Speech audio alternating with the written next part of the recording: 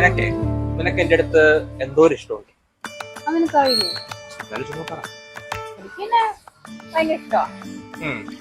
അങ്ങനെയാണെങ്കിലേ ആ റോഡിൽ വരുന്ന ആദ്യത്തെ ആളെ നീ പ്രപ്പോസ് ചെയ്യണം. അയ്യേ ഞാൻ ചെയ്യൂല, പോടാ. അതെന്താ? നീല പറഞ്ഞ നിനക്ക് അടുത്ത് ഭയങ്കര ഇഷ്ടമാണെന്ന്, അതുകൊണ്ട് ചെയ്തേ പറ്റൂ.